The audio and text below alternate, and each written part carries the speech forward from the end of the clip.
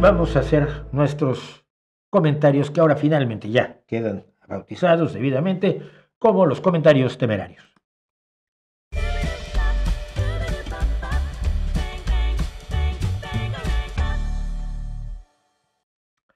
Comentarios temerarios. Ustedes comentan, uno se enojó, me cayó muy bien. Si ya no puede uno comentar sin que le respondas, si tú tienes derecho a comentar, yo tengo derecho a responderte. Lo funen, sin que lo vengan a funar a uno, decía el dueño del canal. Pues sí, es que es así de triste la vida, así de difícil son las cosas. Entonces, el hecho real es que pues, tenemos un montón de comentarios y no tantos. Y pues vamos a ver. Tenemos primero. Y me acordé por eso, por lo que me dijeron. ¿Y por qué borra comentarios que no le gustan? Y la respuesta es, porque puedo. Y no es que no me gusten, es lo que ya dije. Cuando alguien dice, no, porque la Virgen María existe. ¿Crees tú? Pero no, si no lo puedes demostrar, no tienes lugar aquí. Eres un desgraciado infeliz. Sí, probablemente lo sea. Es más, te lo voy a demostrar borrándote. Ese tipo de cosas. Cuando se miente, sobre todo, me parece inadecuado mantener los comentarios. Sobre salud, se comentaba esto de, perdón, pero es que al parecer me hice un lío.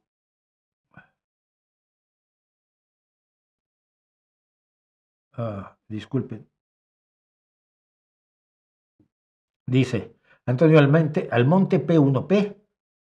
Dice, esto es lo que está haciendo la ultraderechista Isabel Díaz Ayuso en Madrid, desmantelando la salud pública para darle grandes contratos a Quirón, que es lo equivalente a United Healthcare, pues ella tiene a su novio, su hermano y todo su entorno ganando millones en comisiones. La sanidad española es de las mejores del mundo, sin duda alguna, y Ayuso le está arruinando para favorecer a los de siempre. Y aquí sí le tuve que decir todo correcto, salvo, como veíamos antes, confundir a las clínicas Quirón, que son las clínicas privadas de altísima calidad, debo añadir, con United Healthcare. Quirón no ofrece seguros de salud. Es un hospital privado. Los equivalentes a United Healthcare, a una escala mucho menor, en España son aseguradoras como Adeslas, Sanitas, Asisa, DKV o Caser, que hoy te ofrecen seguros a precios bajísimos hasta que revienten la sanidad pública y puedan poner primas a nivel de Estados Unidos, más de 1,000 euros al mes. Pero infórmate bien, pues. Porque sí, aquí había este error. Luego dice, mucho cuidado que muy poco a poco en España estamos derivando hacia el sistema americano. Y le digo, seguiremos así mientras voten de modo que gobiernen el PP y Vox. Y allí da igual si votas Podemos, Partido Comunista del Pueblo Español, Junts, Bildu, se acabó la fiesta a quien votes para permitir el gobierno del PP y Vox. Teniendo el poder en comunidades o a nivel nacional, el PP Vox tiene como objetivo, como uno de sus objetivos, destruir la sanidad de todos. Eso es clarísimo. Por la idolatría, por supuesto, al libre mercado. La RAE pateando el idioma se enojaba igualito que al aceptar el uso del término presidenta. En México a muchas personas no les ha gustado que se use el término presidenta para Claudia Sheinbaum, porque estrictamente quien preside es presidente y no tiene género el presidente, ella es la presidenta o el presidente. Pero, le digo, el problema es que otros vocablos similares como sirvienta, intendenta o clienta ya estaban feminizados hace mucho y la RAE los había aceptado desde la gramática de 2009. Entonces no tiene que ver lo de la presidenta con el hecho de que sea Sheinbaum, por mucho que les caiga mal, a mí también. Y a mí esto de verdad, lo de Siria no es ninguna buena noticia. La caída del país en manos de los islamistas no es motivo de felicitación, ni lo es su más que previsible futuro, que ya lo vimos en el caso de Irak y de Libia como Estado fallido. O sea, es un Estado islamista, pero es un Estado fallido. Libia e Irak no son Estados islamistas, son Estados fallidos. Pero yo pregunté, ante esto, en vez de comentar, pregunté, ¿cayó en manos de los islamistas? ¿Seguro? Mire, todos los periodistas sensatos que yo he oído hablar dicen, no sabemos lo que va a pasar en Siria. No tenemos idea. Nadie lo sabe. Pero he notado un deseo enorme, enorme, por parte, por ejemplo, de Podemos y de Pablo Iglesias y de Canal Red, un deseo enorme de que sea efectivamente un Estado islamista tan represivo como el de Afganistán o por lo menos como el de Irán. Como que eso justificaría el apoyo que le dieron a Al-Assad durante los 14 años que duró esta guerra. Que no lo justificaría. Pero me parece vergonzoso que de veras haya tantas ganas de que Siria caiga en las garras de un islamismo ultrafundamentalista, ¿no? Porque ese mismo islamismo está en Arabia Saudita o en Irán mismo, pero ahí sí, el Canal Red y esa gente no se mete. Entonces, y otros quizás tienen unos deseos enormes de que sea un Estado democrático y moderno en el Medio Oriente, que también veo un poco idealista. Lo que sí sabemos es que los que los que están ejerciendo ahora el gobierno provisional, ejercieron el gobierno en las zonas que dominaba el HCT y no estaban aplicando la Sharia ni estaban creando un califato.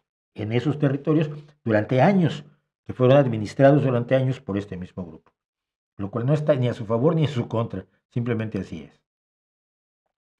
Tocayo, ¿podría hacer un video sobre la represión e imposición de los gobiernos marxistas del ateísmo en la población? Hay que ser justos, así como se puede reclamar contra la corrupción y abuso de la Iglesia, al ejercer su autoridad, también debe hacerse de los horrores en nombre del ateísmo. Esto me lo encuentro muy seguido. Digo, no se cometió ningún horror en nombre del ateísmo. Muere en nombre del Dios que no existe. No, no puedes matar en el nombre del no Dios, de la ausencia de las deidades. No es así. Generalmente, digo, los gobiernos marxistas dejaron de promover la religión a veces y persiguieron a la Iglesia por ser cómplice de la explotación y los crímenes del poder político y económico, no por sus creencias. Nadie mató a nadie en nombre de la inexistencia de Dios, no importa qué cuentos te haya contado tu cura. Que al irte contra las iglesias, contra el poder eclesiástico, aliado del poder político y económico, seas ateo, es tan relevante como que seas bigotón. Como Stalin y Hitler tenían bigote, los bigotones matan. No. El ateísmo ha perseguido a la religión, los estados ateos han perseguido a las religiones, pero han perseguido a los dueños de las religiones, a los templos, pero no han atacado a nadie por sus creencias, que siempre han dicho que a las que tienen derecho. Y quiero recordar que, no sé si lo mencioné en otro momento, pero Stalin, en cuanto vio el tema de la guerra con claridad, después de la invasión del 41 por parte de Hitler, en el 42 hizo las paces con la Iglesia Ortodoxa rusa y hasta hoy. Tan buenos amigos como siempre. Sí, por cierto, lo comentaba yo, creo que en el siguiente. Pero bueno, ha llegado el momento y tenemos más preparado esto. Es el momento del premio Elton.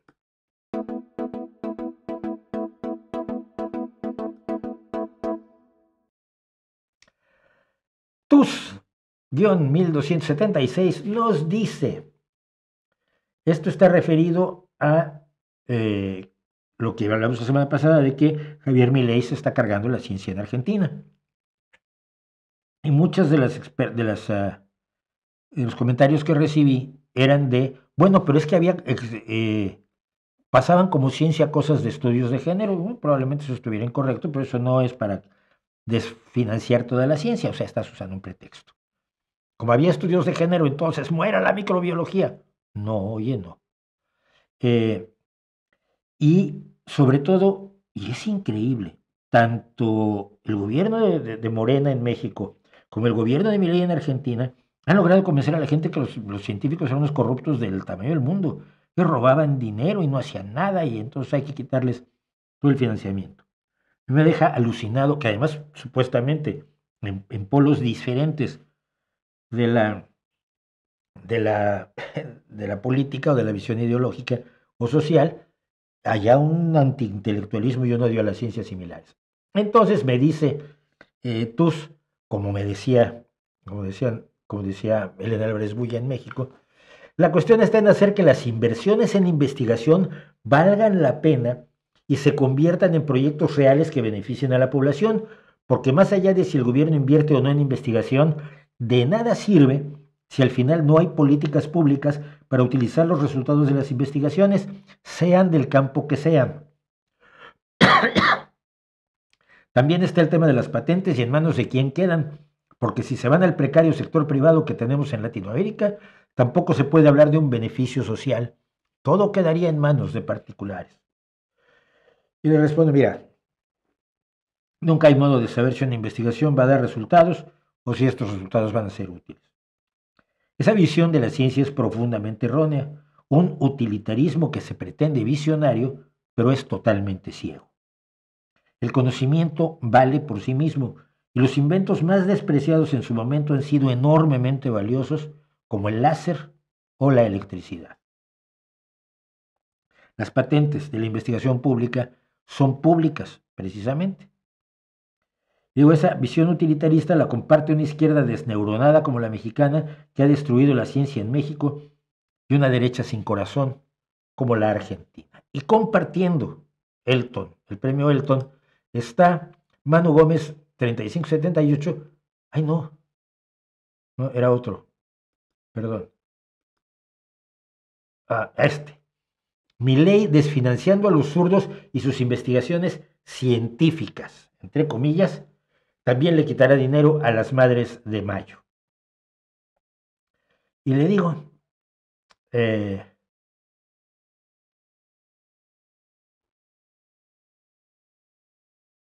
tú ponle comillas a la microbiología, a las neurociencias, a la informática, a la física, y con ello justificas la persecución a científicos que en otros países son bien recibidos y contratados porque se entiende el valor que tiene la ciencia.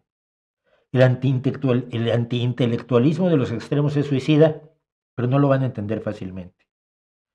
Sobre la desfinanciación a las madres de Plaza de Mayo, que acaban de solicitar apoyo internacional porque les quita el dinero. Milei no es sino la legitimación de los crímenes de una dictadura a la que Milei está fuertemente aliado. Una vergüenza. Terminando con esto, para quienes no lo sepan, madres de Plaza de Mayo y abuelas de Plaza de Mayo, aunque tuvo una época en la que la señora que la dirigía tenía más intereses ideológicos que de otro tipo, Eve de Bonafini concretamente, era una mujer que además defendía la violencia, vamos, problemas graves. Pero el origen, lo que realmente, lo que esencialmente buscan estas organizaciones es a los hijos de los desaparecidos argentinos que fueron entregados en adopción, en falsa adopción, a distintas personalidades, grupos del poder en Argentina, del poder político, del poder económico y del poder militar. Los niños que hoy tienen probablemente 50 años, ¿no? 73, 76, si van para los 50 años, ellos tienen derecho a saber quiénes son sus padres. Esto es uno de los fundamentos de la nueva visión de la adopción. Antes se le ocultaba a los niños quiénes eran sus padres, ahora no puedes hacerlo, porque es un derecho fundamental saber quiénes son tus padres si quieres saberlo. Hay chicos a los que no les interesa.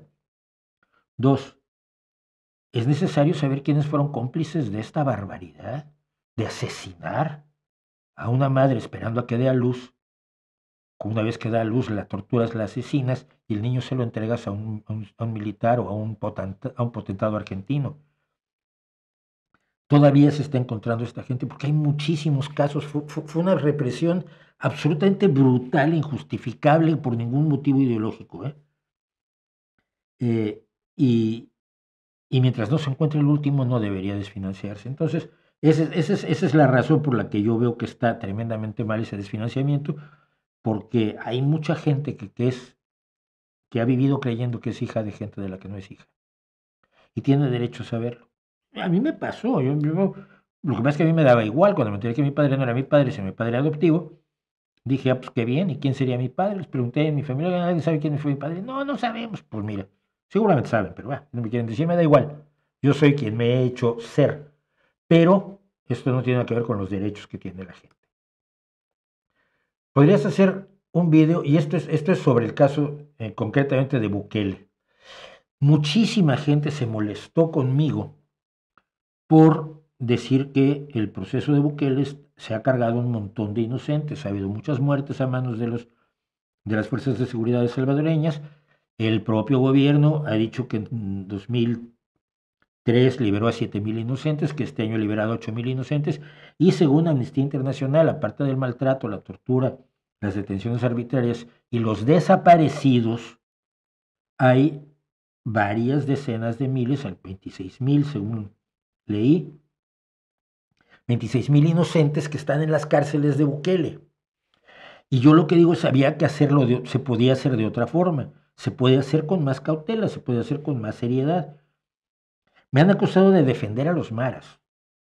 Eso es una acusación gorda, por supuesto lo borré. Me han preguntado si quiero yo que les den abrazos a los delincuentes, si estoy defendiendo a los delincuentes. No, los delincuentes tienen derechos, pero por supuesto hay que castigarlos. Pero yo estoy defendiendo a los inocentes. Pero hay mucha gente, por lo visto en El Salvador, que tiene la idea de que ese precio vale la pena pagarlo. Alguno me ha dicho, es que está bien que hayan sido 26,000 porque serían muchos más las víctimas de las pandillas. Pues no lo sé, ni lo sabes tú. Pero eso no quiere decir que puedas entregar o estar de acuerdo con la muerte o con la cárcel de 26,000 de tus compatriotas para tú estar calentito. Porque no eres tú, no es uno de tus hijos, no es uno de tus hermanos, no es uno de tus padres el que ha sido detenido y encarcelado durante años injustamente. Entonces, hubo cosas como esta. Dice, podrías hacer un video con la parte buena que existe, te podría dar una lista, un paralelismo reflexivo. Cuando a un alcohólico crónico le retiras el alcohol repentinamente, ¿se siente bien? ¿En un tiempo estará mejor o debería seguir tomando? Lo que está diciendo, ay no, este no era, perdón.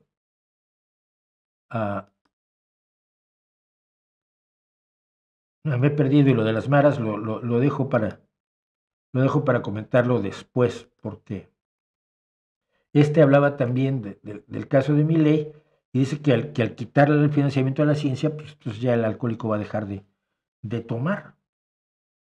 Y yo digo que el paralelismo es tonto, ni un país es una persona, ni vivir dignamente es lo mismo que tener una gravísima adicción ni nada por el estilo. Son narrativas infantiles. Y voy a terminar con esto. Sí, ya sé que me hice un lío hoy y les ofrezco una disculpa. A veces no me da la vida, pero alguien está muy enojado. Manu Gómez 3578 está muy enojado porque dije que no soporto a Bunbury. Me gusta cómo canta, los pujiditos, todo el tiempo. Me pone de nervios.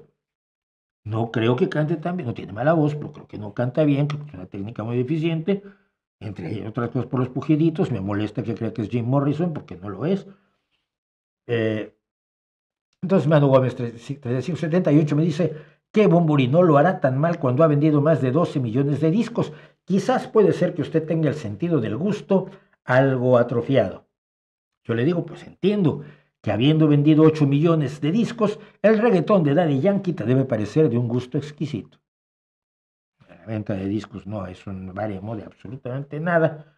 Y todo no me gusta ya. No necesitamos ir mucho más allá. Y con eso terminamos ya por hoy nuestros comentarios temerarios. Un poco desorganizado el asunto, pero bueno, tampoco todo en la vida tiene por qué ser perfecto. Si tuviera que ser, lo que aburrido sería.